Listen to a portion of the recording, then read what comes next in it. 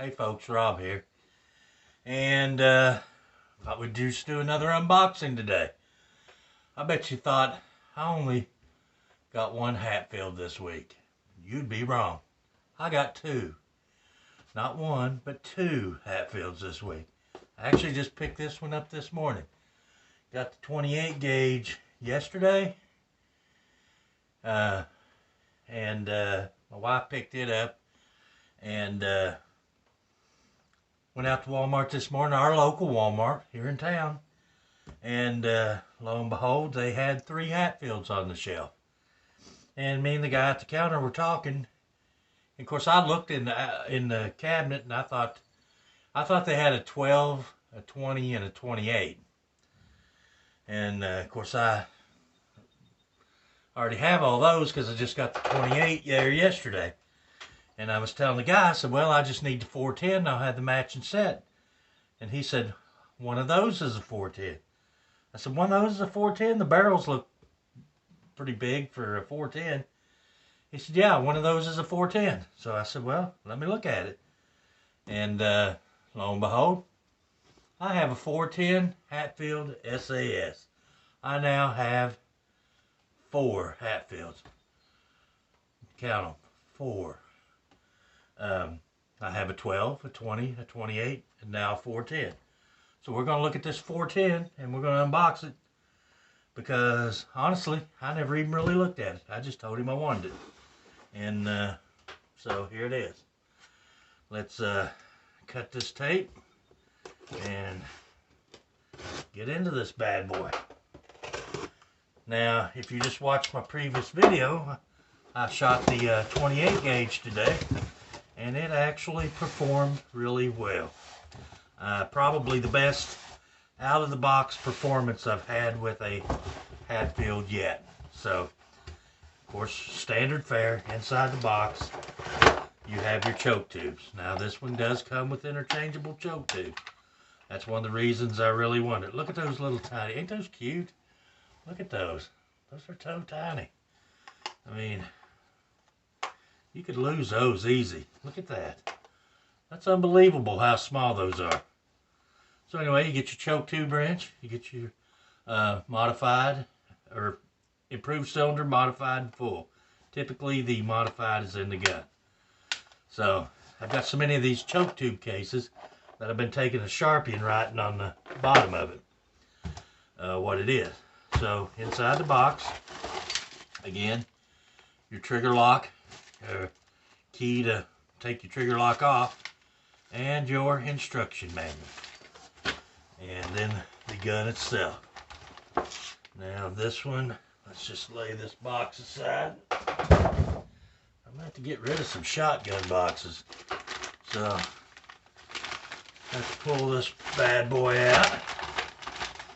Now I have only seen one other video on YouTube on the Hatfield 410, and I watched it. A guy was shooting TSS loads through it to use it as a youth turkey gun for his kids. And so, but when he done the breakdown on it, it looked like it operated a little different than the other, which is kind of a hybrid gas inertia system. From what I looked on his looked more like just strictly a gas gun. So anyway, you get the shotgun, and as you can see, the receivers on these are made different. They don't have the grooves. The checkering's a little different on it. It's just a lot smaller built gun, real light. This is a 3-inch chamber. Just a nice little gun. This gun pulls up and points nice. But this one does have, these have aluminum. I think that's aluminum. That appears to have a metal trigger group. And this thing, from what I've seen, it looked like you could lock that. Anyway, let's see. See if we can figure out how this thing works. You pull back maybe. Well, she's tight.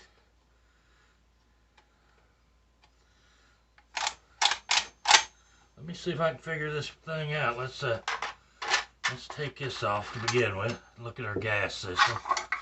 Yeah, so this is more like just a regular gas gun. It has the recoil spring. There's your barrel and your gas piston. There's your gas piston. Big, heavy, thick gas piston. This has the operating rods, and I'm assuming you pull your bolt handle out just like you would on the others. When I was buying this, and there was a guy at Walmart that said he had one of these and he loved it. Said it was like the most awesome gun he owned. So, let's see, there we go. I knew I'd figure it out eventually. So there's your carrier, your rod, your spring. This one has 2 pins that holds in your trigger group, and it is a metal trigger group. Now, little old flimsy thing. You see, got a plug in it, so it is plugged to 3 rounds. This one comes with the plug already installed. Let's see how this goes back. Bolt looks pretty good. Everything looks fairly nice on it. That rotates in like, let's see. There we go. Goes in like that. So there's your collar that runs on your magazine tube. That inserts over your tube. Slide your bolt and carrier back in. This thing is not easy to disassemble. Of all the Hatfields, this is definitely the most difficult one to disassemble. So let's put our trigger group back in. So let's see if we can get this in without any issues. I'm going to set it back in here. Try to work it back in.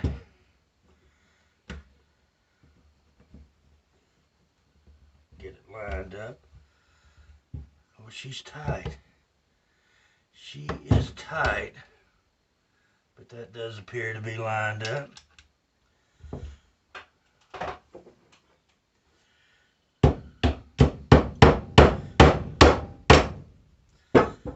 There's that one in. There's that one in.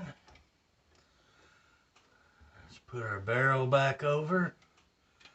This little sucker's been this is not an easy one to disassemble and reassemble. This one is a Bearcat. So, anyway, that's kind of a look at it. Kind of uses the same system.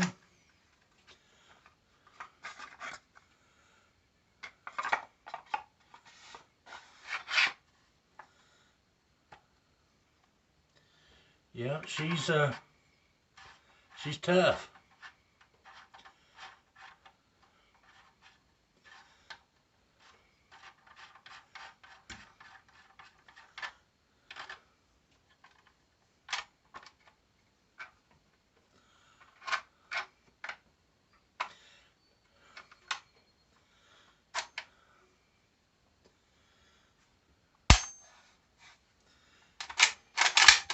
Boy, she's stiff. So yeah, you push forward on that. So I lock it back. Wow. You pull trigger, this resets.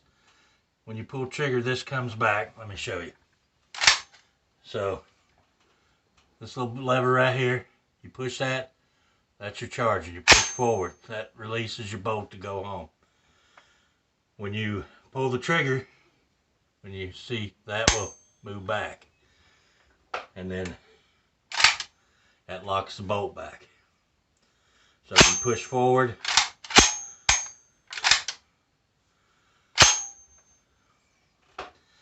Yeah, this forearm doesn't get overly tight. It's got some play in it. Anyway, guys, that is a look at the Hatfield 410. I have not cleaned this one yet. I've struggled with it. It is a bear to take apart.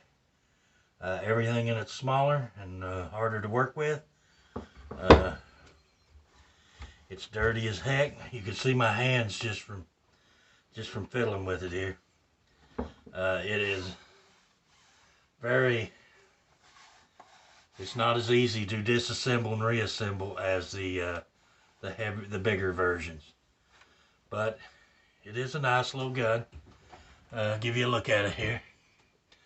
Like I said, this is supposed to be Turkish walnut. Whether it is or not, I don't know. Fiber optic bead sight. The checkering pattern on this is a little different. And it's just a smaller built gun. Lightweight, interchangeable choke tubes. Takes the Benelli Mobile chokes. Yeah. Only problem with this one, guys, is I can't shoot it because I don't have one single round of 410. Could not find any, and don't have any, so I guess we won't be shooting this gun until I can round up some 410 ammunition, which could be a while. Hard to get around here. Anyway, guys, I'm going to cut this video down, make it shorter, because you ain't going to see all the struggling I done to take this thing apart, because it's definitely a different beast than the other ones. Thanks for watching, guys. I appreciate it. And until the next video, when maybe we'll be shooting this gun, we'll talk to you later.